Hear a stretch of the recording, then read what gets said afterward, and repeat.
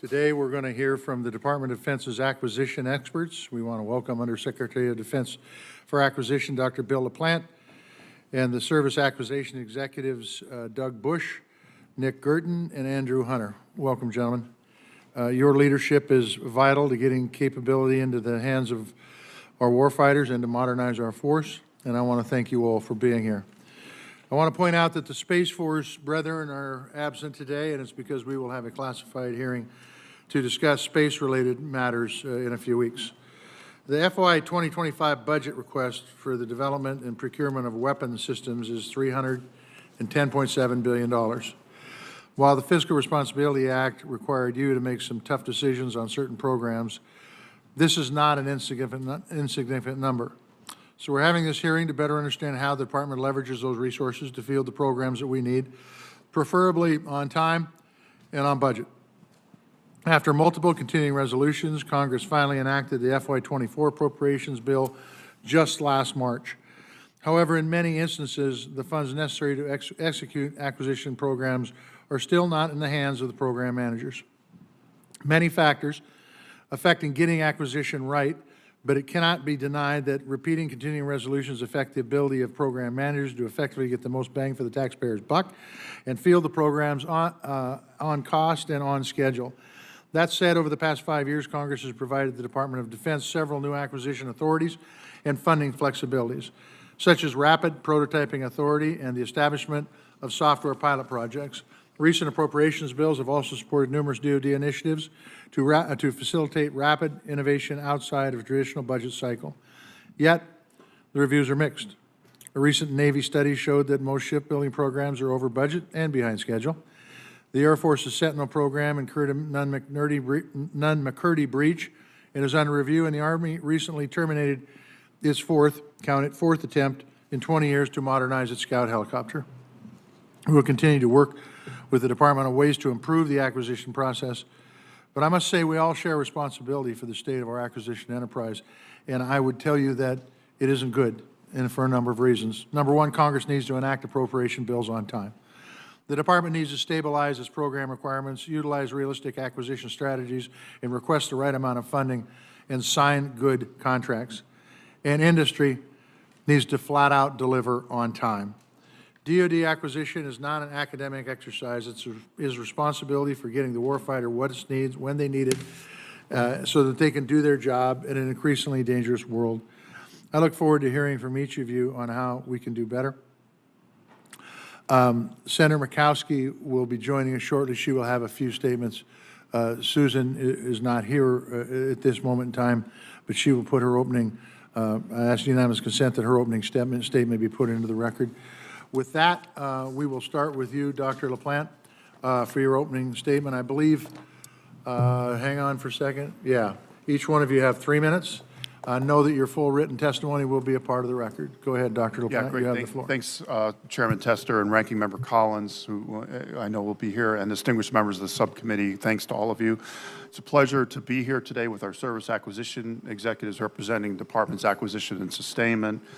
As the chairman just said, in recent years, thanks to you all, you've given us more authorities, more ways to do acquisition, increasing flexibility and to get things at speed, at capability, and we really appreciate it. We will give you in this hearing, to the extent that you have questions and talk about it, examples of what seems to be working there, where are still the challenges. But an example of what you've given us and how it's being used are the middle-tier acquisition authorities, rapid fielding, rapid prototyping. That is being used right now by my 3 colleagues down the table, as well as the Space Force in putting together a proliferated LEO constellation. So a lot of goodness happening there. The Army, of course, has also done things with the software pathway as well as others, and Mr. Bush can talk to the Integrated Air and Missile Defense, which uses software acquisition pathway as in a hybrid form. And overall, there's 60 programs that are using software pathway, and that's only been with us a few years. So it shows you what we've been able to do with your help. I think we need to do a lot more, but anyway, it's a positive sign. The other piece is flexible contracting. As the chairman said, contracting is a key part of this. What we've learned or relearned in Ukraine is the department can do contracting extraordinarily fast when it puts its mind to it. We have methods like the undefinitized contracting actions, or UCA, that can be put in place within days or weeks. And I would say in Ukraine, we've seen that. There's no reason we can't extend that and continue that across other contracts in the Department of Defense. Another very important tool that you've given us, and industry has paid attention, is multi-year procurements for munitions. Thank you for giving us this, and it shows a degree of trust. Industry has been saying for years, we don't see a demand signal. We need to understand a demand signal. A lot of us have been frustrated by that, saying, what else do you need? We've got all these supplementals coming. Well, I think what the multi-year shows is that we're committed in these cases for those contracts, that it won't be a one and done in 1 year. It's going to be in multiple years, and we'll get the savings appropriate with it. And your help in getting those multi-years are a big part of it. We've also done things with the service and service-specific acquisitions. I would say when you're talking about acquisition, there's really three legs of the stool. One leg is acquisition, which is the contract. The second is the requirement. This is what the chairman was talking about getting what the department needs right for the warfighter. And the third is having the money in the right year. Those three legs of that stool, moving across all three in an agile fashion, is the secret of really effective acquisition.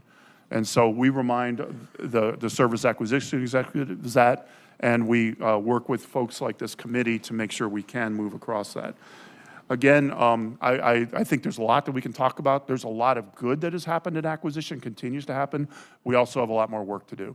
So subject to the later questions, that's my opening statement. Thank you, Dr. LaPlante. Secretary Bush. Chairman Tester, distinguished members of the Senate Appropriations Committee, Subcommittee on Defense, good morning. Thank you for the invitation to appear before you to share our views on the successes and challenges we face in developing, procuring, and fielding major acquisition programs. The Army's fiscal year 2025 budget represents a sustained commitment to our key modernization portfolios. It also continues modernization and procurement of enduring platforms that will remain with us for some years to come. However, as members of the subcommittee have, I'm sure, noted in reviewing our FY25 budget, the Army's base budget for procurement and research accounts are under pressure in an overall flat budget environment. In that context, the Army is committed to getting every bit of modernization we can get out of the funds we receive. The Army cannot do that without your support, and I thank you for your strong support of Army programs in the FY24 appropriations bills and the FY24 supplemental. Passage of those bills were critical in ensuring we stay on track with modernization and replenish our stocks as rapidly as possible. In terms of how programs are doing, I am overall very pleased with where things stand in most Army programs right now. With a few exceptions, Army acquisition programs are delivering on time, on cost, and providing a level of combat effectiveness that is world-class, something one can observe in Ukraine and elsewhere, where our systems are in high demand and performing exceedingly well in high-intensity combat against a very capable enemy. Patriot, ATACMS, Javelin, HIMARS, Gimlers, Bradleys, Abrams tanks, and 155 artillery, just to name a few, are showing what U.S. weapons can do on the battlefield. That combat performance is, in my view, the only standard that truly matters. In the end, because whether it's our soldiers using this equipment or an ally, it makes the difference between life and death for the people on the front line. There are, of course, programs where everything is not going perfectly, and I'm happy to dive into the reasons for that with members. But I am pleased to support that with this committee's support, Army acquisition officials are feeling empowered to take informed, thoughtful risk, and where appropriate, to increase our overall pace of development, production, and fielding. From an acquisition policy perspective, as Dr. LaPlante said, the Army continues to aggressively implement and employ the many reform initiatives provided by Congress. Middle-tier acquisition is one. We have 35 programs using it. We've had many success stories. The M10 Booker combat vehicle went from program start to production in 4 years. Our new 6.8 millimeter rifle went from an idea to production in just 3 years. And the other very exciting thing is the software pathway Dr. LaPlante mentioned. This pathway is critical to allow us to go at the same speed industry goes when they're doing their programs. And finally, I should mention that the Army is pursuing multi-year programs. We did 4 in FY23 for artillery. With this committee's support, we are pursuing 2 more for PAC-3 and Gimlers in FY24. And a last thing to mention is this committee's strong support for rapid acquisition authority to allow us to respond to urgent threats. We use that authority doing a contract in less than 30 days to meet a critical counter-UAS need in Central Command, which was under attack last fall. That kind of flexibility, when used responsibly with correct oversight, is absolutely essential to meeting critical warfighter needs quickly. In closing, I want to say thank you on behalf of the Army for both the funding and authorities we need to support our modernization efforts. With continued support from Congress, we are building a force capable of competing across the spectrum of competition and conflict to deter conflict and, failing that, prevail in conflict. Thank you for your time today. I look forward to your questions. Thank you for your statement. Secretary Guertin, you have the floor. Chairman Tester, and green is good. Yeah.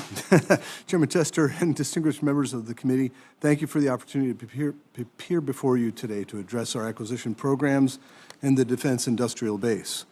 We'd like to thank the subcommittee for your leadership and support to the shipbuilding, naval aviation, and ground programs that maintain maritime superiority in defense of our nation. Maintaining the health of our acquisition programs while strengthening the industrial base is a top priority. Through strategic partnerships between the Department of Defense, Congress, our sister services, and industry, we are more efficiently and affordably procuring ships, aircraft, and munitions by leveraging the advantages of opportunities such as block buy and multi-year procurement authorities. The FY25 budget requests fully funds the Department of Navy's top defense acquisition priority, the Columbia-class nuclear ballistic missile submarine. Prioritizes resources for the Navy shipbuilding account to fund investments in the submarine industrial base and includes a San Antonio-class landing platform dock in support of the Department of Navy's requirement for 31 amphibious ships. We're also making targeted investments in critical munitions to address today's threats and posture ourselves for tomorrow's challenges. The Department of the Navy continues to invest funds in the weapon industrial base to ensure we can surge and ramp to production in the immediate future. The passage of multiple security supplementals enables us to replenish stocks of U.S. weapons and provide equipment to key allies and partner nations. Supplemental legislation also facilitated and funded our partnerships with industry to expand capacity, modernize existing production lines, and improve resiliency by qualified additional suppliers and streamlining certification capabilities. These investments positively impact our primes, their subcontractors, and critical suppliers across the U.S. while supporting our allies and partners. With deliberate approach, the Department of the Navy has increased ship and aviation maintenance and readiness accounts to improve availability while modernizing existing platforms. The Department of the Navy continues to make robust strategic investment in our 4 public shipyards and ensure they're able to execute ship maintenance effectively and efficiently. In aligning with my Secretary's priorities, the Department of the Navy continues to identify and overcome obstacles that threaten the success of our acquisition programs and the industrial base.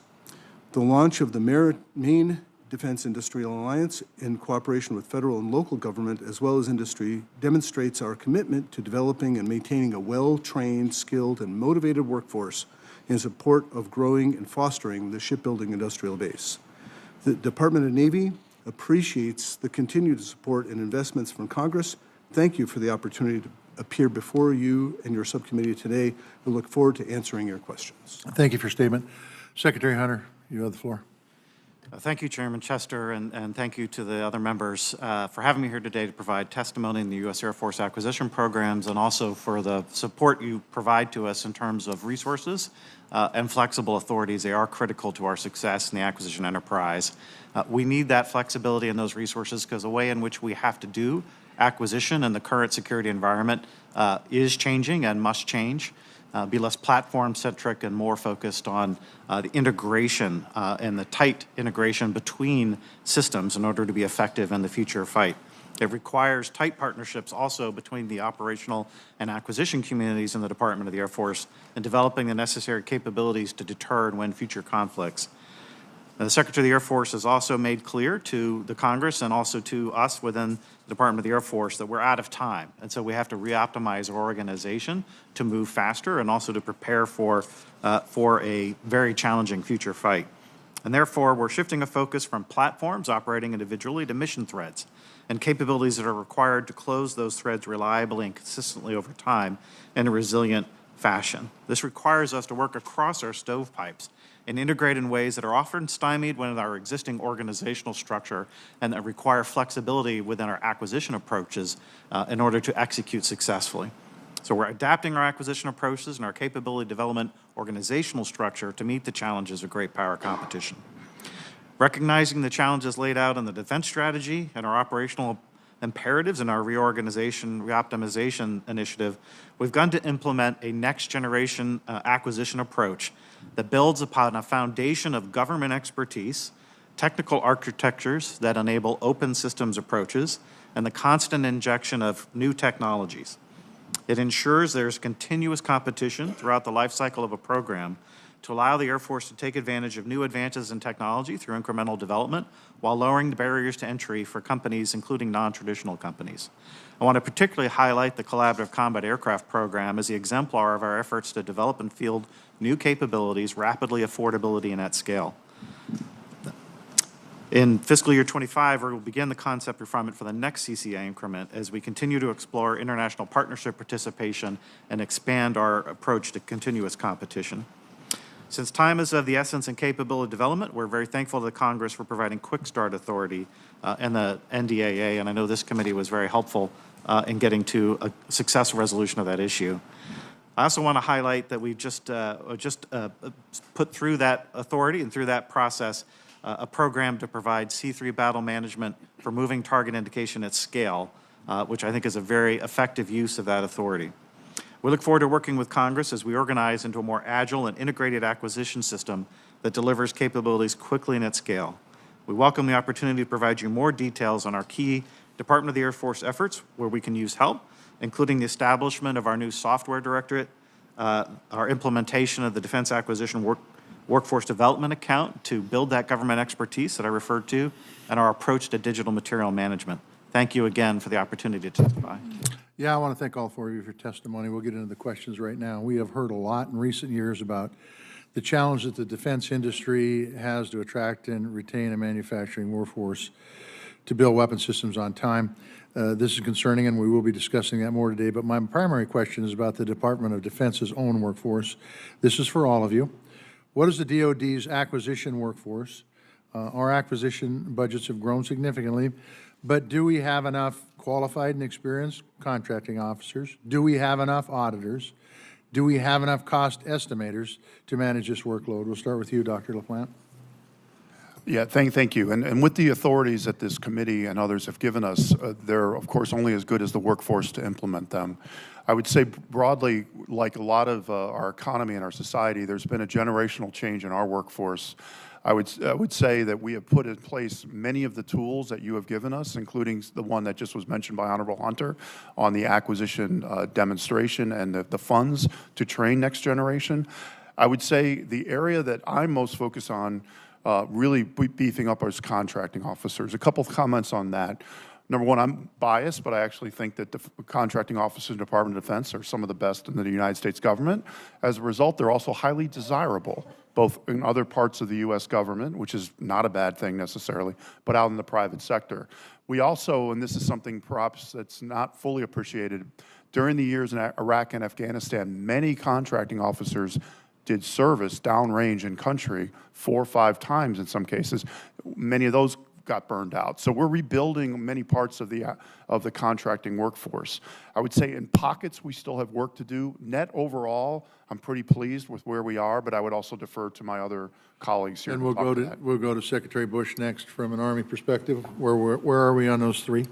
Senator, I would agree with Dr. LaPlante. If I worry about one workforce, it's the contracting workforce. Okay. There's only about 9,000 people. They've doubled their workload, frankly. They did COVID, then they rolled straight into Ukraine. So is 9,000 optimal, or do you need more? Sir, some more would be helpful. However, we are, in the meantime, focused on giving them better technology and tools to be more efficient. So I think a little help in both realms, efficiency investment, and perhaps some more people would be warranted. If you could get back to us, don't have to do it now because I want to go to Secretary Guertin, get back to us with how many more people you would need, Secretary Guertin. Thank you, Senator. Echo my colleagues that contract officers are a key component of our future. One of the things I've advocated for years is a better application of modularity and open architectures in order to invoke competition more broadly, and all of those require contracts. So we need contract officers to grow, and honestly, the Navy grows great contract officers because people keep hiring them. So that's something we continually have to refresh. Also, a particular note is waterfront workforce. We need more people out on the deck plates, building and maintaining ships. It's a big problem for us. I hope to talk more about that later. Lastly, I'd like to note that we also need to up our game in understanding how to build ships. Naval architects and marine engineers is something that we have a deficit of. It happened over the course of many years, something I'm particularly focused on so we do a better job of understanding our business of building ships. Okay, and from an auditor's and cost estimator standpoint, we're okay? Well, in one of the key areas of auditing includes keeping an eye on waterfront I got you. ship production. Okay, that's fine. But in the area of supervisor of shipbuilding, that's an area we particularly need more help with. Secretary Hunter? Yeah, thank you, Senator. We really value the resources that we received in '24 for the DOD account, that workforce development account, $42 million. Areas of need for us include, I would say, software expertise. So while we still rely on industry to produce the vast majority of our software, we need enough government expertise to really be a good customer for that. And we are also increasingly doing organic development of software in our sustainment center, not just for systems that are in sustainment, but also for new development programs like B-21 in partnership with our prime. So that software workforce expertise is a key area of need. And I did want to also mention our acquisition workforce development pilot, which has been a pilot since the mid-1990s. I personally believe it should be permanent, but at a minimum, we need to extend it because that is a key way of we keep our talent. Last follow-up, really quick, and you got to answer this very quickly. I got 20 seconds left. Do you guys have a plan to fix the shortages that you perceive within the contracting? Yes or no? Yes, we are executing Okay, that. Secretary Guertin. Yes, but we could definitely need some help. Okay, Secretary Bush. Not with the funding I have right now, Senator. Okay, thank you very much.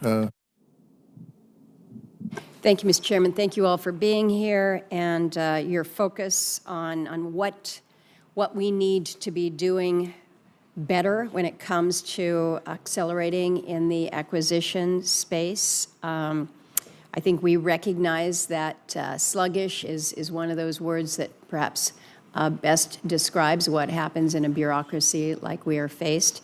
I appreciate your response to the chairman about workforce because that is key to most everything. But I want to start, Dr. LaPlante.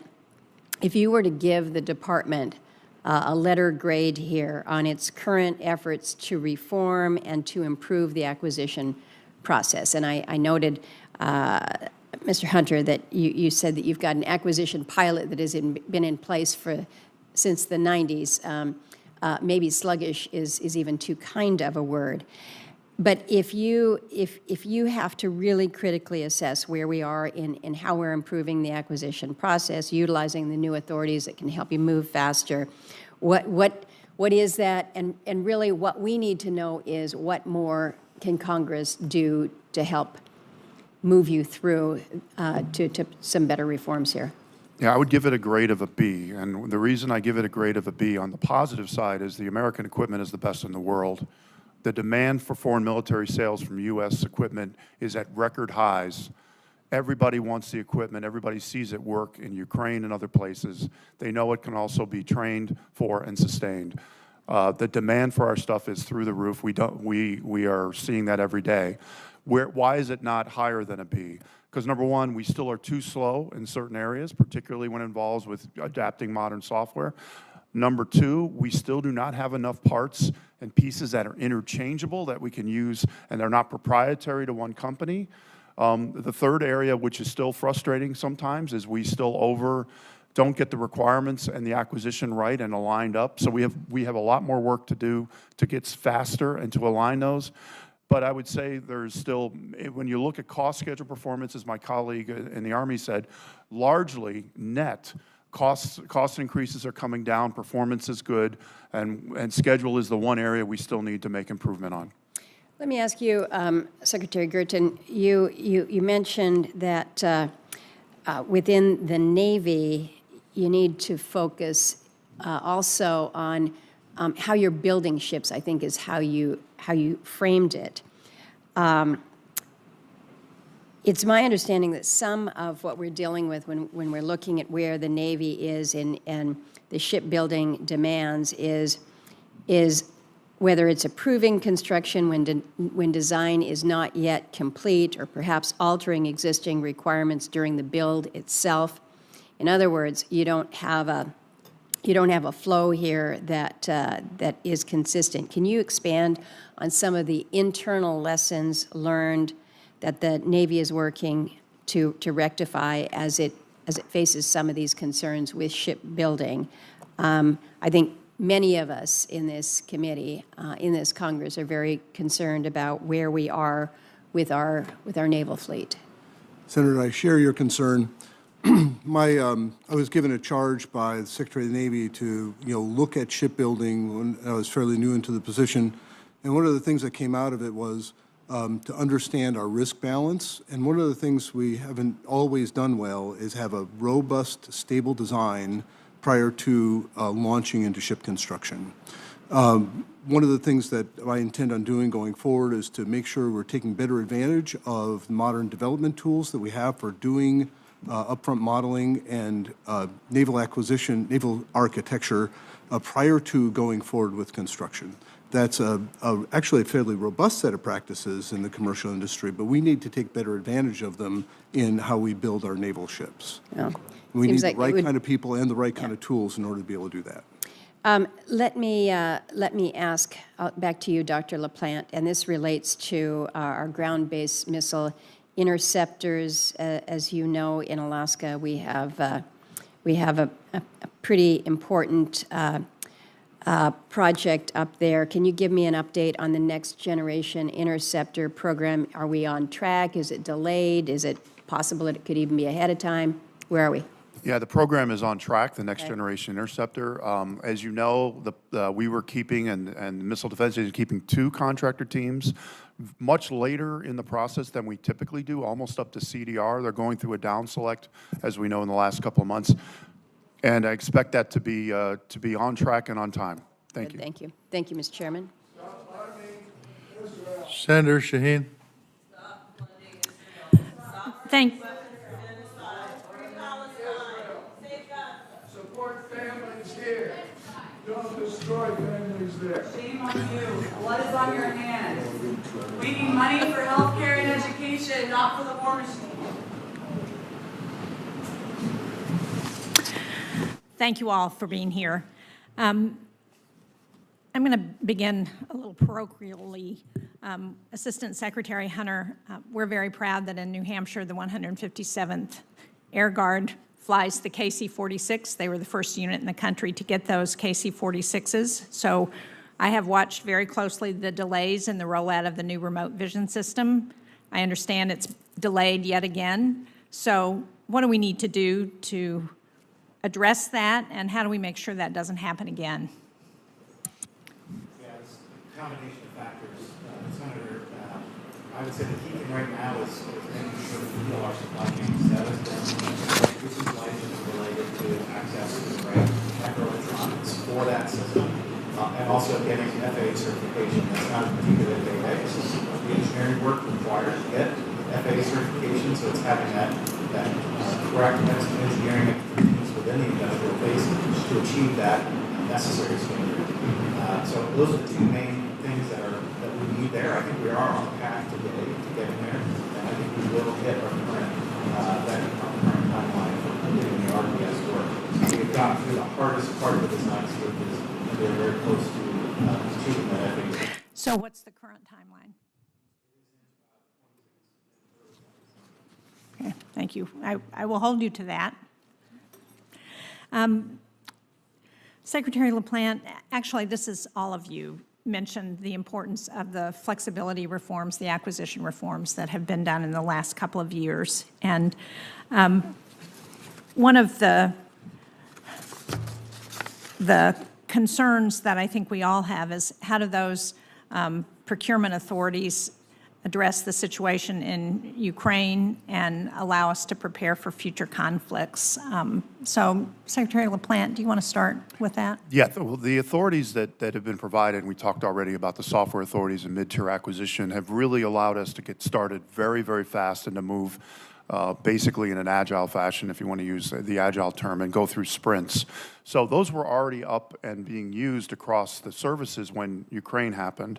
What we've added to that with Ukraine was what we learned from COVID and how to do rapid contracting. A lot of the PPE and a lot of the stuff that was done with the vaccines during COVID was done by the Department of Defense. That same rapid contracting was put for Ukraine. So we learned that. I think the other piece that we've learned from Ukraine with these authorities is even if you have these rapid capabilities, you have to do what sometimes one of my colleagues here calls the adult stuff. You have to worry about it being sustained. You have to worry about being trained to it. And so you can go fast, but you have to go fast with putting these other pieces in line, and that's what we're learning with Ukraine. But I'll turn over to my other colleagues. Senator, I would echo Dr. Plante's comments. I think the reforms are much appreciated. They do let us start programs faster, which is a good thing. However, the basics still apply. You need good cost estimates, you need realistic requirements, and you need at some point to do the whole package, which is something we do better than any other country, which is the logistics, the military construction that goes with a device, like a new range for a new rifle. So, ma'am, I think as long as, getting started fast is good, but it's not the whole story. However, it is a big deal and lets us respond more quickly to new technology and new threats. Before I'm going to follow up on that, so I don't need to have the other responses. I was just in the Indo-Pacific. One of our stops was in Japan, where, as you know, they've doubled their defense operations. And one of the things we heard there was concern about how fast their industrial base could respond to that directive. Have also heard that from our European friends about responding. How are we working with our allies to help them respond? And why has Russia been able to rebuild its systems in a way that has allowed them to put out what appears to be so many more munitions than we've been able to get to Ukraine? I'll try to get to this very quickly and then turn it over to my colleagues. First, the Russia, we're all monitoring both in open source and other places. What is Russia doing in its industrial base? We saw that Putin just replaced his Minister of Defense with an economist with an emphasis, and I think a lot of us have taken away that this is not, they're not in it for the short term, they're in the long term. The second is the estimates that they're at 7% of their GDP for military. Those are, and they're staying there, and they're on a wartime footing. Whatever you want to say about the United States, we are not, and I'm not suggesting we should or shouldn't, it's just we're not. Right. The second thing, on your point about allies and partners, across the board, allies and partners are recognizing, both in Europe and in Indo-Pacific, that they need an industrial base, basically restart. For all of the criticism we give ourselves, rightfully so, they're envious of what the United States has been able to do. What we're talking to each of these countries, and I'll talk about Japan, and then I'll turn it over as a specific example, is doing co-development, co-production with them to help their industrial base and ours at the same time. The next generation of missile defense interceptor is going to be called glide phase intercept. It's beyond NGI. That's a collaboration with the Japanese and Japanese companies and American companies. So that's where this is all headed. You're going to see much more co-production, co-development, and co-sustainment with allies and partners. Thank you. Chairman, thank you. One of the things that's taking place that I think has a consequence to the industrial base, the defense industrial base, Spirit Aerosystems is a company that employs 12,000, 13,000 people in Kansas, does a lot of sub work for nearly every prime defense contractor in the country. The indications are that it may be purchased by Boeing. Boeing, I assume, is interested in its, and Spirit does significant work for Boeing today on the commercial side, but there's a significant component of Spirit Aerosystems that is defense related. And I'm interested whether any of you are paying attention to this issue, in part to understand what it might mean to our defense industrial base and to supplies. Should this merger occur, I'd be interested in knowing how this may expand or contract our defense base. Mr. Say a few Secretary. words and then I'll ask my Air Force. I should have asked Mr. Hunter. Oh, maybe Andrew. You No, want to take- you're happy to hear from you. Yeah, Secretary. so I'll give the standard caveat right at the beginning. We don't comment on any pending M&A, obviously, because it's a process that go through. I would also say a couple things. Number one is each one has to Do be you looked. have input in? We do. In On any of these, on any of these M&As, what happened, whether it's done by the FTC or Department of Justice, the Department of Defense provides input on any collateral good or collateral bad that would come out of this, and we take each on a case-by-case basis. I would just say that. But obviously, the health of the U.S. industrial base, particularly companies that do commercial as well as defense in their portfolio, is something of keen interest to us. I'll turn it over to I Andrew. only indicated Mr. Hunter because he just recently returned from visiting.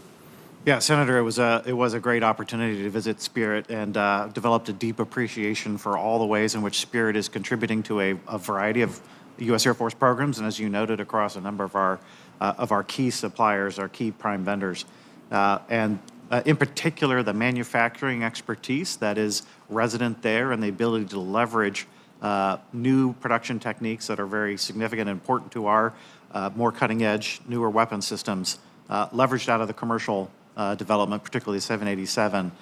That is, I think, a key asset for the nation. And so we'll work closely with Dr. LaPlante in terms of the department's feedback to ensure that those capabilities are still able to be utilized in the best way possible. Either other secretary? So, in just camping a little bit on what Dr. LaPlante said about how the Defense Department looks at this, but we also look at through the lens of is it helping or hurting competition? We want competition in as many places as we can that helps us get a better deal from industry. So that's one of the lenses that we'll look at that through. Let me highlight that Spirit Aerosystems, this Tier 1 supplier, supports programs like the B-21, the V-280, the CH-53K. It's wide array across all of the department. And in my view, the Defense Department ought to be at least encouraging me and others, if not in addition to the administration, to make sure that if there is a merger, that the defense capabilities of Spirit is not somehow lost in the process. My assumption is that Boeing is almost exclusively interested in this for commercial manufacturing, and yet, if in the absence of Spirit Aerosystems, we lose a lot of defense capabilities. I have visited with nearly, 4 or 5 of the CEOs whose companies do work in defense with Spirit, and there's a general feeling is, I don't know where else we would go in the absence of Spirit doing what it does today. And rest assured, as the process as with others, we will weigh in on the defense implications, both good and necessarily not good, on that case. We will absolutely weigh in. Thank you. Senator Reed. Thank you very much, gentlemen, and thank you, Mr. Chairman. I want to reemphasize 2 points the Chairman made. First of all, the responsibility for this predicament, and it is a very serious one, is shared by both Congress and the executive, so we have to work together. Also, the attrition of our government workforce is a key factor, and I don't think we're doing enough to remedy that. My impression on the decks, if you will, there's a 27-year-old foreman talking to a 27-year-old representative of soup ships, where before the pandemic, there were 50-year-olds talking to each other, which makes a bit of a difference.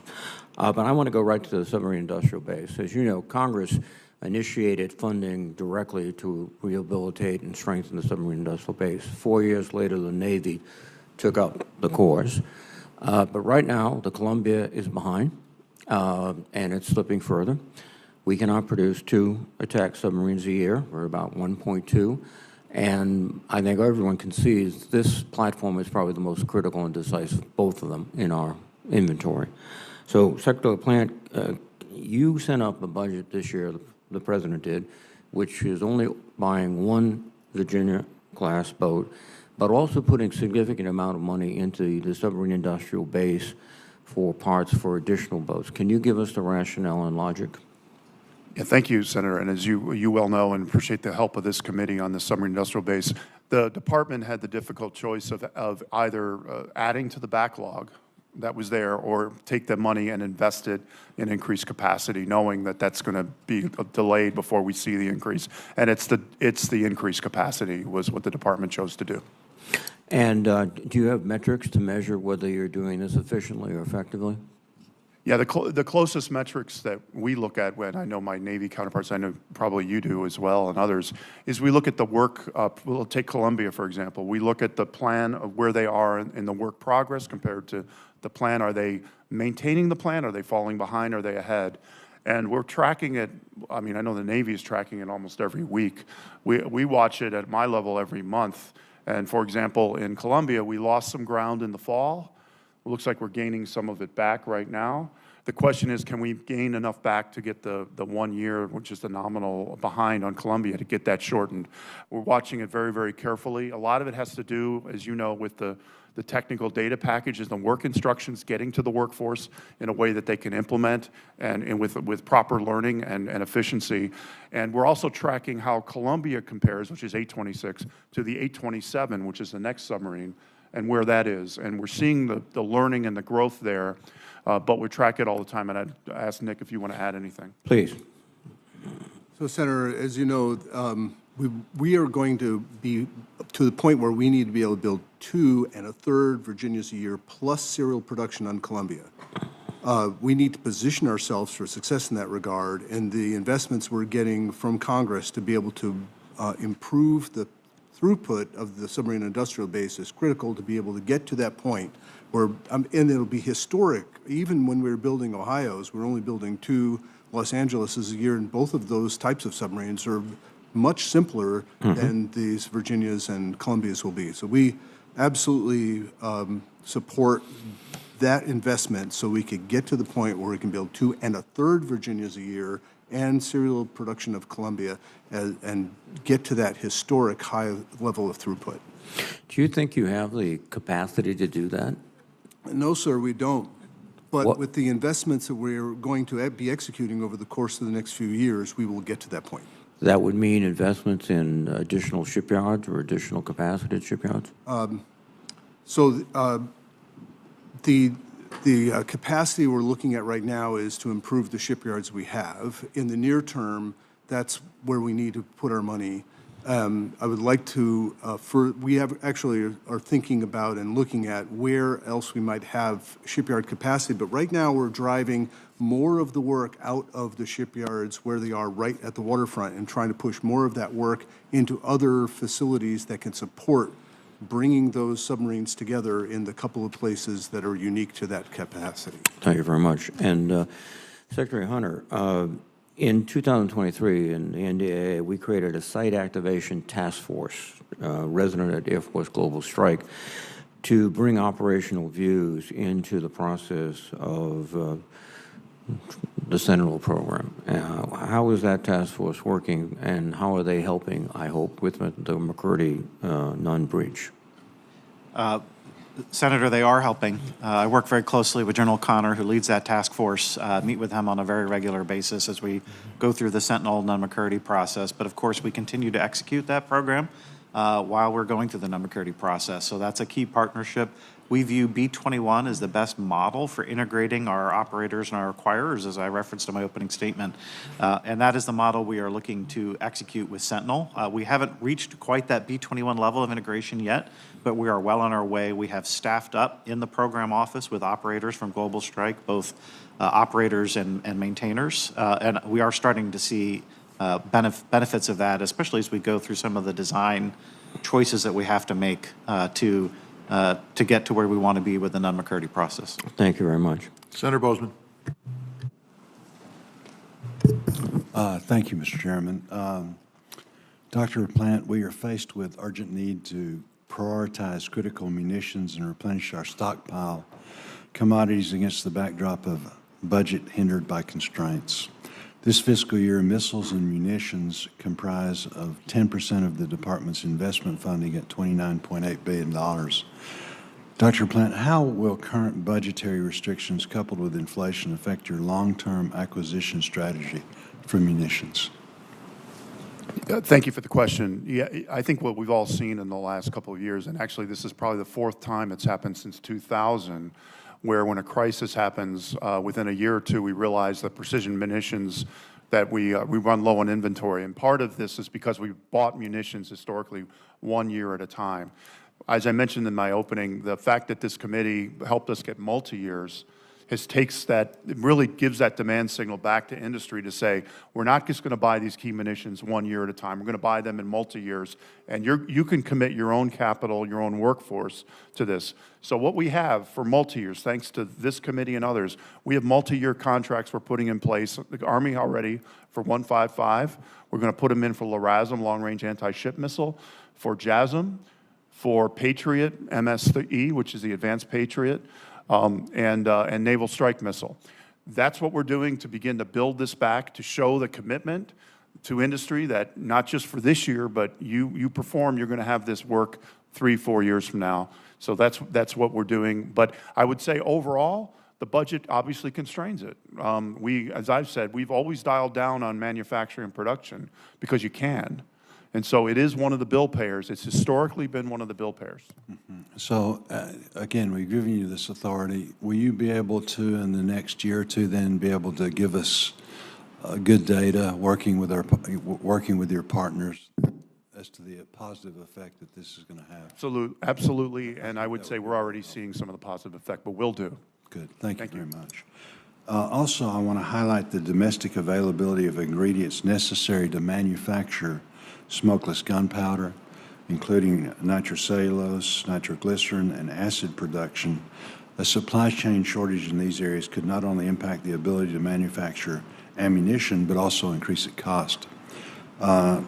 LaPlante, has the department studied the domestic availability of these ammunition components, and is the department concerned with the current limited availability of nitrocellulose? What are the limitations for current and future production of nitrocellulose? Thank you. And it has been said many times, energetics, which some of these are in the category of energetics, actually is the limiting factor for some of these munitions in terms of global, actually. So in the cases of almost all the items you mentioned, we are, and I could actually ask the Army to jump in here, finding alternative sources, domestic sources, to really replace with these very rare things that many of them were from overseas. But I'd ask Doug if you want to add anything.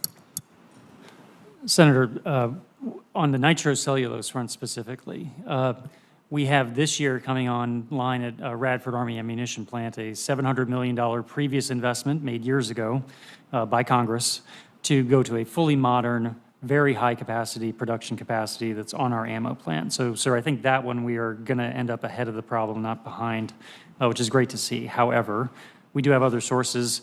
We have focused on making sure those are friendly countries. Of course, we want allies providing these things, not our potential enemies. Right. We have other tasks, sir, directed by Congress to, by 2028, not have any, I would say, unfriendly sources in our ammunition chemical supply chain, I would call it, and we're committed to achieving that, sir, and it's going to require some investments here, but also working with members on working through how we can do that with allies as well. Good. So that's the one we're hearing the most about, the nitrocellulose. Anything we can do to support your efforts, just let us know. The National Defense Industrial Strategy prioritizes the need for skilled and staffed workforce. Camden, Arkansas has become a leader in the defense industry at a time when our country needs it the most. We recognize there's more work to be done to recruit, retain, and provide skilled workers with the best opportunities as we ramp up production and capacity. Dr. LaPlante, to what extent is the department working with industry partners to invest and renew interest in industrial jobs to optimize workforce readiness? Thank you, Senator. Almost every meeting that we have with industry, that I have or my colleagues have, most of the meeting is talking about workforce. And each company is in sort of a different place, which would expect. But writ large, for example, welders across the country in any industry are they're very, very prized right now. The other piece that we're seeing is the price differential between what the defense industrial base will pay for, let's say, some type of workman, HVAC or whatever. The delta between that and the services industry has decreased. So we have to work with the companies without, with doing it cost effective and how we can get some of the wages higher. The other piece of this that we're finding is really important is supervisors. We had a whole generation of supervisors basically retire during COVID. What really matters to most workers is your direct supervisor. So a lot of emphasis there. But this is it is the #1 issue of our industrial bases workforce. Right, very good. Thank you all so much for all you do. We really do appreciate you. Senator Baldwin. Thank you, Mr. Chairman. Secretary Guertin, during a recent Senate Armed Services Committee hearing, Senator Peters asked you about the frigate program. I take issue with your answer, and I want to, you seem to minimize the Navy's shared responsibility for challenges facing that program. In my view, it's not merely that the Navy failed to perform sufficient oversight, as you mentioned in your response, but that the Navy has directly contributed to the delay by requesting substantial design changes, as well as slowly approving design deliverables. By some reports, the frigate was intended to maintain 85% of a prior design, but now, in part due to the Navy's request for changes, retains only 15% of that previous design. And while some changes related to enhanced survivability are to be expected, these drastic numbers tell me that the Navy is contributing to program delays. So, Mr. Secretary, yes or no, do you agree that the Navy shares responsibility for the ship design issues that have caused delays for the frigate? Senator, yes, I do. I'm sorry that I left that impression. This was absolutely a government-industry partnership, and the extent that, I mean, we didn't change the requirements for survivability after the contract was let, but I don't think we understood the full impact of what that was going to be when the ship designers and naval architects got to work and figured out, well, what did that requirement mean in terms of the impact to the base design? Thank you for that response. The Navy has identified growing and maintaining a skilled workforce as a primary challenge for the frigate program. For the last 2 years, I secured increases to the Navy's budget specifically to expand the frigate workforce and industrial base. And I'm working again this year to increase workforce funding because the need certainly remains. Mr. Secretary, how will this workforce investment address factors contributing to the frigate delay? Thank you, Senator, for helping us with getting a workforce, especially in the places where we're necessary for building this frigate. It's been especially helpful to make sure that we have the right people out in those buildings. I had a chance to visit up there in Marinette a couple of times, and it is a fantastic facility. We just don't have enough people out there building those ships, and that will be a big help to attract people into that environment. But we also need to work with Fincantieri specifically to make it an attractive place to work in terms of the equities for working in that environment. Child care and other kinds of aspects of the community nearby. And we can do that in partnership with the industry and with your support. Thank you. Thank you, Mr. Chairman. Senator Hoeven. Thanks, Mr. Chairman. Secretary LaPlante, one of the most important things we're doing is updating the nuclear triad. Incredibly important, and we're now doing a non-McCurdy review on the Sentinel portion. Are you committed to making sure that we work through that we stay on track, and that we do the full Sentinel modernization on schedule? Yeah, thank you for the question. Just to state the important thing right at the very beginning, as you said, Senator, number one, the modernization of our triad is the top priority of the Defense Department. The triad, of course, is the next generation bomber, B-21, the next generation SSBN Columbia, we just spoke to, and of course, Sentinel, which replaces Minuteman III. In 2022, the Nuclear Posture Review by this administration reaffirmed the need for a triad. So non-McCurdy or not, we have a policy of our country of having and sustaining a triad. In the case of the non-McCurdy, I'm committed to working with the Air Force and with the cross-DOD team to go through the letter of the law and make sure that we, if we do recertify, and it's not a guarantee, that we certify a program that is executable and will meet replacing that leg of the triad. We're about a month and a half from the end of that process. We have a lot of work going on, and I will just continue to keep this committee informed. But separate from the Nunn-McCurdy, we need a triad. Okay.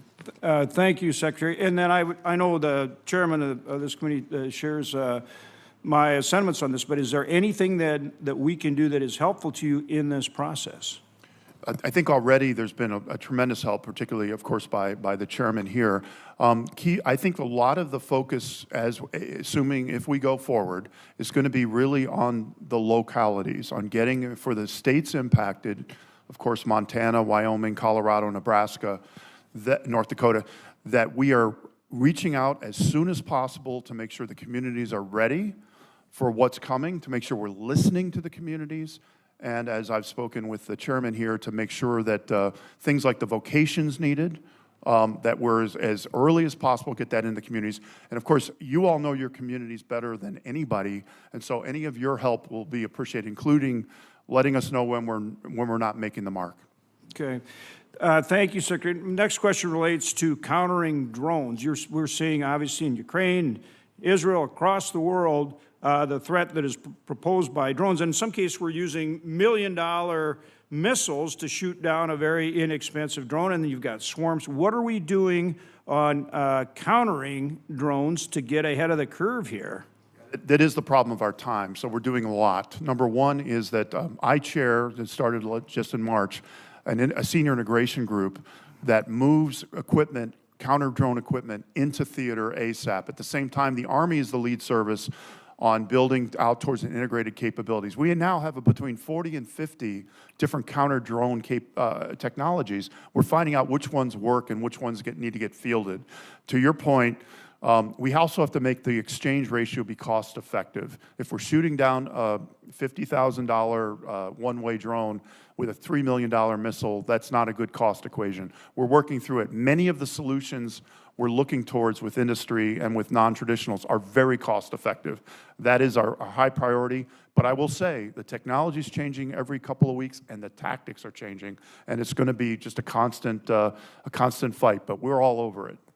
At Grand Forks, we do an incredible amount of work with drones, not only in terms of the base's mission there, but we have a test site for U.S. there. We're also, we've got Customs and Border Protection co-located on the base. We have responsibility for 900 miles of border, actually all the way out to contiguous with the chairman. That would be a very good location for you to do some of this work. Are you aware of what's going on there, and what about looking at it for some of this work? The details that you just went through, I'm not aware of, but I'd love to follow up on it. And to the point, the talent and the expertise in building drones oftentimes is exactly the same expertise in countering them, because you understand actually what the technology is, what they're dependent upon. So yes, I'd be happy to follow. Yeah, I'd like to get you out there, and also Secretary Hunter, same for you, and I would like to add the ISR component. We need more ISR. What are we doing to make sure we lead the world in that ISR capability? Well, thank you, Senator. We are working hard on that. Obviously, there's elements of that we can't talk about in this forum, but that is a huge priority for the Air Force, and so we will continue to dialogue with you on the investments that we're making there to advance those capabilities. I agree with you; they are essential, particularly to our kill chains. And I'd like to get you out to North Dakota, to Grand Forks area, along with Secretary LaPlante. I think it would be helpful for both of you. Thank you. Thanks to all of you for being here today. Appreciate it. Thank you, Mr. Chair. Senator Coons. Thank you very much, Chairman Tester, and thank you to all of you. I agree with you that we have widespread, I think, bipartisan grave concern about whether our defense system overall is appropriately aligned with the requirements of the warfighter, that we are taking advantage of innovation in the American system as we are producing and delivering weapons and weapon systems and platforms that are more and more dependent on software, on IT, on interoperability and communications. I'm concerned we're not learning the lessons of the war in Ukraine, the MacGyvering of solutions in the midst of an otherwise very difficult and complex battle space. So let me just briefly ask a few questions, if I might, as the newest member of the committee. You recognize, if I might, that there's a huge acquisition workforce, I think 187,000 acquisitions professionals, and that just having the workforce to do the acquisition is important. What work is being done, if I might, Undersecretary LaPlante, to make sure that the acquisition workforce is familiar with, comfortable with, and able to use authorities like other transactions authority, CSO, to take advantage of the MTA pathway? What's being done to make sure that more broadly the acquisitions community that may have never seen or done one of these transactions is able to? Yeah, we have a whole education and training effort led out of Defense Acquisition University. I was just there actually 2 days ago speaking to one of their graduating classes that is all about having experts come in with case studies and say, this is how you use a software acquisition pathway. This is what you need to know about modern software, and teaching. The best thing that can be done is experts that have done it in one part of the DOD teaching experts in another part, and that's what we're doing. We're spreading the word. It's a lot more of it is online, and a lot more of it is also, we're bringing in industry. In fact, the class that I spoke to the other day had a quarter of it were from industry. So I think all of the above is what we're doing, knowing that you can be an expert in software acquisition today. 2 years from now, you may not be an expert anymore. You have to keep up with it. I was struck in your testimony, and maybe I just misread these numbers quickly. Of 236 programs that use the MTA pathway, 3 have transitioned to full operational capability, and 107 to other pathways. Help me understand that ratio. Did I misunderstand what the other pathways meant? Yeah, let me tell you what I believe without having the numbers right in front of me. So the mid-tier acquisition was put in place, I believe, in 2018, and there was a restriction on it that said, or basically said with waivers, it's got to be out of it by 5 years. Right. So by definition, 5 years later, you're not going to be an MTA anymore for most of these that were started then. So the question is, when you're nearing the end of that MTA, which is rapid fielding or rapid prototyping, what do? Do you transition it into major capability, which means, for example, now go into higher rates of production, or do you do some other version of it? And I think that's what you're seeing. We do have examples of where they've reached the warfighter. Last question, if I might. A big piece of the NDIS, partnering and our allies. AUKUS Pillar 2 is particularly intriguing to me. What do you see as priorities for co-development with close allies, and this may also be particularly relevant to the Navy, of capabilities that may be both in terms of workforce and in platforms we can't do on our own? So, Senator, you mentioned earlier the lessons of Ukraine. One of the lessons of Ukraine is co-production of munitions. So right now we're working a lot across Europe around co-production of 155, co-production of Patriot. In Australia, separate from AUKUS, we're going to be doing co-production, the Army is, of Gimblers and eventually PRISM. And I mentioned earlier about Japan with the glide. I think you're going to see much more co-production and co-sustainment with our allies and partners. Thank you for your testimony. I look forward to staying in touch, and I will echo what you heard from several other senators about the urgency of deploying the counter-UAS platforms at speed that are effective and affordable. Thank you, Senator Coons. We're going to do another round, and I've got a short question that I'm going to ask. It goes to the previous question that I started out with, and it goes actually to your answer, Secretary Bush. You said you didn't have the money at this time, so I want to kind of flesh that out a little bit. Congress established a distinct appropriations account to ensure sufficient funding to recruit and retain acquisition personnel. Have you used that account? Do you have access to that account? Is it effective? So, Senator, the DOD account, yes, we of course use it to train folks, and if it was bigger, that would actually be very helpful, and it wouldn't have to be dramatically bigger. A little bit could go a long way across the services. Okay. As far as the Navy and the Air Force goes, do you guys use that account, and do you feel the same way the Secretary of the Army or the Secretary Bush feels? Yes, Senator, we do, and it's been very effective, much like what the Army's experience has been. Is it adequate? I'll have to get back to you on that. I don't have a number in front of me right now, but I'd say we could probably use more. But, okay, keep going. Secretary Hunter. Senator, we do use it. As I mentioned, $42 million in the 24 budget. Our request for 25 is $52 million within that account, so it is an increase, and it reflects the fact that we are ramping up both development and production across a number of acquisition programs. So we do need more resources and have requested them. Did you have any questions? Senator Murkowski. Thank you, Mr. Chairman. Mr. Hunter, in the FY25 budget, Air Force is acquiring less fighters than originally projected, 6 less F-35s, 6 less F-15EXs than originally planned. We all get that it's right to get the right technology, but at some point, it doesn't really matter how capable the fighter is. You have to have sufficient numbers. In Alaska right now, the 18th Fighter Intercept Squadron, we think, is accepting some increased risks because of the low inventory of the F-16s in the unit. So, question to you is, as our threats and missions increase, our aircraft inventory continues to decrease, does Air Force have a plan to increase the size of its fighter fleet in the out years? So we are continuing with purchase of our 5th-gen fighter aircraft, F-35 and F-15EX in the 25 request. We also intend to, in effect, force multiply that fighter force with the collaborative combat aircraft. And that's trying to, again, change that cost equation. Dr. LaPlante referenced that in terms of munitions. It's also very true in the tactical aircraft space, that at some point we need a mix of affordable aircraft along with our higher-end fighter aircraft. And so we see the collaborative combat aircraft as being that affordable element that allows us to force multiply our fighter fleet, the crewed fighter fleet, which remains essential, but is always something where it's going to be challenging to get up to, the hundreds of aircraft production numbers that would be necessary to stay completely even on the size of our fighter force. So let me ask a question about the expansion of research and the modernization funding in OSD rather than in the military services.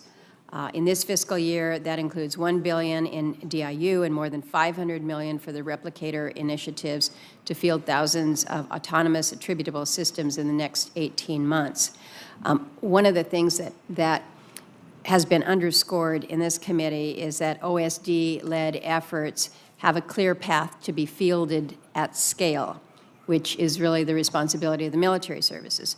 Drones or other innovative capabilities just can't be bought. They need to be incorporated into the tactics and the procedures for how the military services prepare and fight war, as well as being maintained and modernized. So for each of you here, do we have sufficient rigor to ensure these sorts of efforts at the OSD level, that there's robust, clear transition plans that include how the services are going to employ, field, and maintain these systems at scale?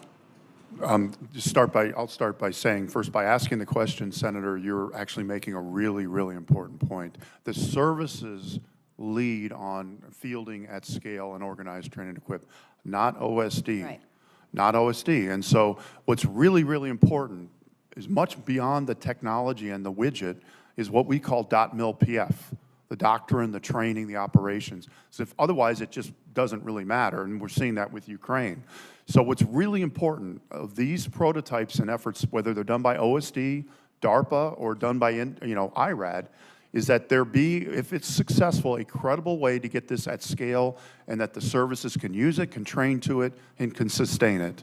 So it's a key point for us to watch rather than just get excited about the prototype by itself. So you think it's a good idea, but we're not quite there yet in terms of making sure that we are implementing to scale? I would say it's a good idea, but if it's like saying if you're 3 innings into a baseball game and the pitching's going really well, don't celebrate, because you have to finish the job, and finish the job is the stuff has to get to the services. Secretary Bush?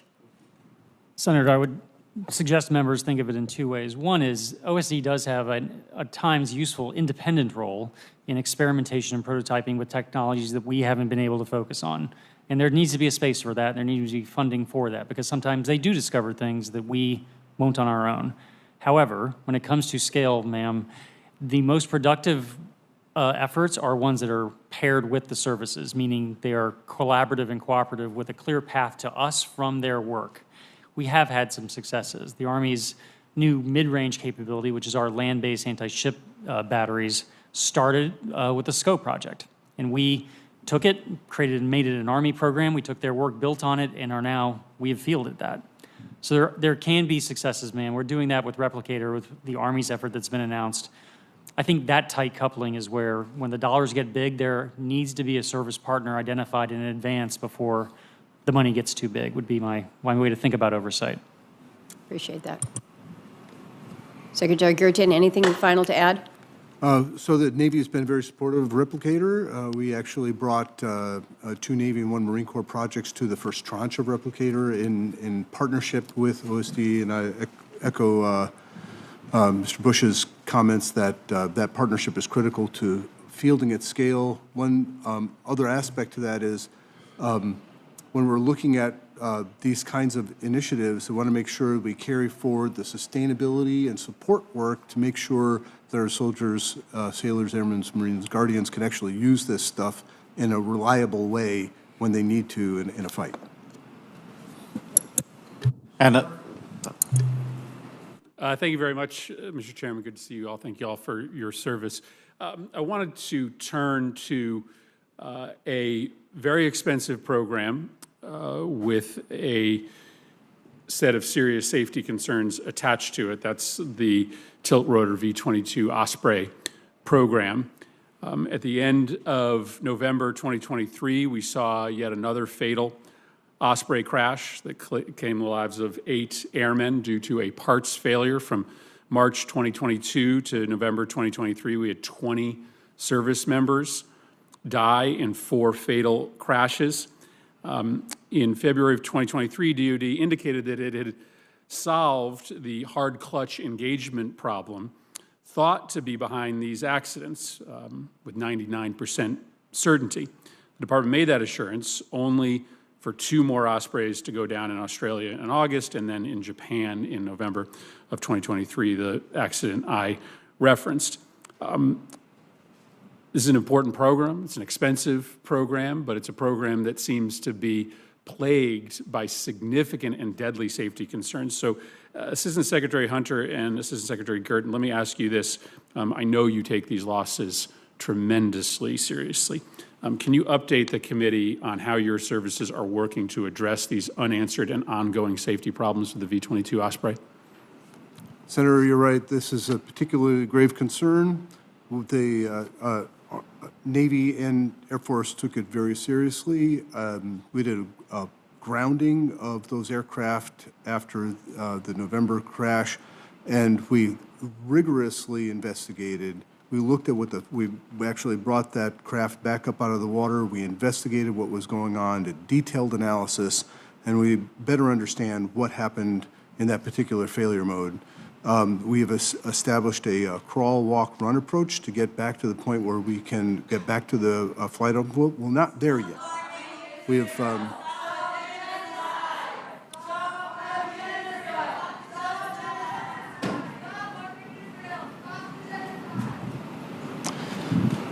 so the getting back to the crawl, walk, run.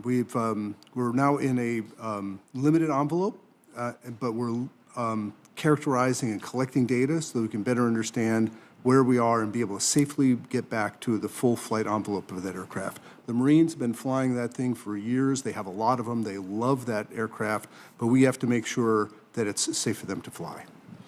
And Senator, I appreciate the question. We obviously very deeply regret the loss of life. It was a terrible tragedy. We have been working very closely with the Navy on this, sharing our engineering expertise. The Navy is the lead, has the lead engineering role and function for this platform, but it's an important platform for the Air Force as well. And as Secretary Guertin indicated, with the crawl, walk, run approach, we have definitely taken great care. And I know AFSOC has taken great care to ensure that as we get on the path to return to flight operations, every step of an echelon of the operating units and the support functions that support them are ready to go to the next stage to resume flight operations. 20 service members lost in the last 2 years, 60 service members lost overall to the Osprey. Look forward to continuing this dialogue. To Secretary LaPlante and Secretary Bush, I will note that the Army decided in 2022 to move forward with a tilt rotor aircraft for the future long-range assault aircraft.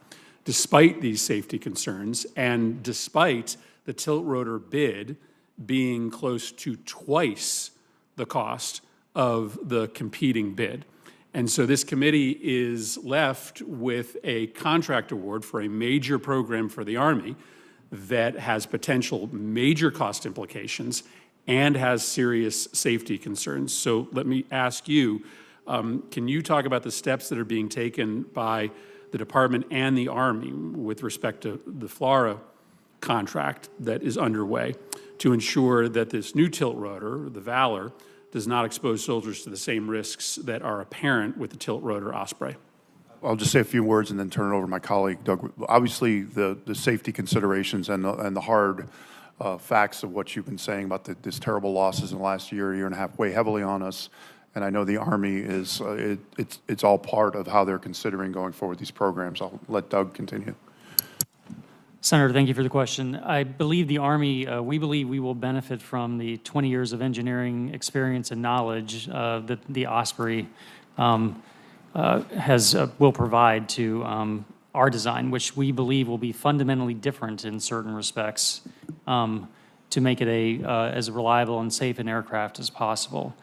Sir, military aircraft do tragically crash sometimes. Military service is inherently dangerous, but we are committed to, of course, the safest aircraft we can possibly get. And we will work with members on that as we move forward. Well, I appreciate your answers, but I think anybody who has followed the history of military aviation would submit there have been particularly difficult problems with the tilt rotor, in part because of the complexity of its design. And I certainly worry that we have not, to any degree of satisfaction to these families, settled the safety concerns on the Osprey. And to your point, Secretary Bush, we are developing a new version of the tilt rotor, and so some of the lessons learned will be applicable. But there's also just as good a chance that there are going to be a whole new set of safety concerns with the Valor that are going to add to the expense of this program, that are ultimately going to be significant safety liabilities for our servicemen and cost liabilities for this committee. Thank you, Mr. Chairman. Senator Moran. Mr. Chairman, thank you. Just a couple of questions in what time I have. Talk a bit about ammunition. Secretary Bush, you and I had a conversation, I think in a classified setting, about ammunition. We have an old Army ammunition plant in Kansas that the Army has invested significant dollars to bring it back into production. And I think as a result of the passage of the supplemental, that plant is now prepared to manufacture 12,000 155 millimeter ammunition as requested. So thank you for that investment. My question is, are we going to avoid the ups and downs based upon the demand of the moment for ammunition? Is there any demand signal to this plant or any other in the country? What happens when Ukraine is behind us? Is there a plan that precludes going through what we just went through with this significant investment that doesn't require that again in the future? Senator, yes, if I could first say thank you for the support and for the great folks in Kansas who are helping us build that load assemble pack facility. It comes online this summer as part of our overall ramp up to our desired level.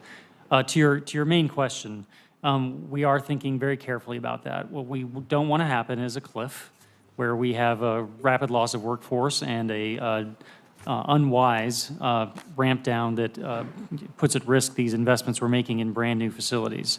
So, Senator, my ideal situation would be, over time, when we are required to ramp down to lower production levels, we do two things. One, we maintain these facilities either ideally with work, foreign military sales, for example. If we can keep that going, that lets us keep the high production rates going even longer.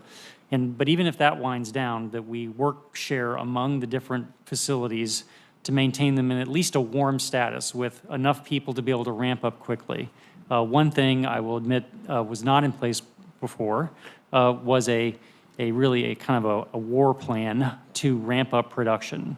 Just like we have war plans for going and fighting wars, I believe we need one for mobilization, and one that we should rehearse and think about and try out every now and then, even if it's simulated. So That, sir, needs to be a key lesson learned from this whole thing for the department, not just the Army, so that our potential enemies know that we can ramp up quickly, and that should deter them from taking us on. But we have to do it, sir, not just talk about it. Just add to what Doug said, what we're putting in place with the methodology that Honorable Chris Lohman, who works for me, is doing with the services, is not just have the requirement for the level of the munition, but to say, what is the requirement after the conflict is over to replenish or reconstitute the ammunition? How fast and to what extent? And put that in the requirements, and then we all have to budget to it. So we have to stick with it, I think, because both the multi-years that we mentioned that you gave us and this concept that Doug's describing, we have to do it because we always get surprised. Thank you both for your answers. My final question, Mr. Chairman. Technology coordination between defense and commercial sectors seems important to me, and a bit for what I talked about earlier in my questioning, to facilitate the speed and development of JADC2, in this case, capabilities. Dr. LaPlante, would you speak to the need for clarity and assigned responsibilities for JADC2 within the DOD? Yeah, thank you. The DOD is building out what's the JADC2, which in layman's terms is a way of doing the kill chain, if you will, command and control of the kill chain across multiple weapons, multiple sensors, and multiple platforms. Doing that together with kinetic and non-kinetic is what JADC2 is all about, and it's what the department is building out. The services are working diligently on their piece. What OSD is doing is making sure that the standards are correct between the different, so we have interoperability, that we don't have vendor lock, and then to your point about commercial, that we take advantage of the best of commercial technology and make sure it's in there, whether it's rapid networking reconstitution, whether it's artificial intelligence. That is what's being built with JADC2. The services are doing their piece. OSD is making sure that they can talk to each other as we build it together. Would non-DOD experts in the development of this capability, this capacity, be beneficial? Absolutely, because if you think about what a 5G has had to do, which is build a terrestrial network that has high data rate, low latency, that is essentially what we need in JADC2, with the caveat that we're fighting these things in very contested areas. Thank you. I want to thank you for your testimony. I want to thank each and every one of you for the work that you do. We've got challenges out there in this acquisition sphere, whether it's competition, whether it's workforce, whether it's timeliness, whether it's meeting costs, whether it's the continuing CR baloney, and I'm being generous when I say baloney that comes out of Congress, whether it's government shutdowns, whether it's budget adequacy. We got to work together. We got to be honest with one another. This is important stuff, especially at this moment in time. Senators will have, they may submit additional written questions. We would ask that you would respond to those questions if they come in a reasonable amount of time. This Defense Subcommittee will reconvene on Tuesday, May 21 at 10 a.m. for a hearing with the Department of Army. We stand in recess.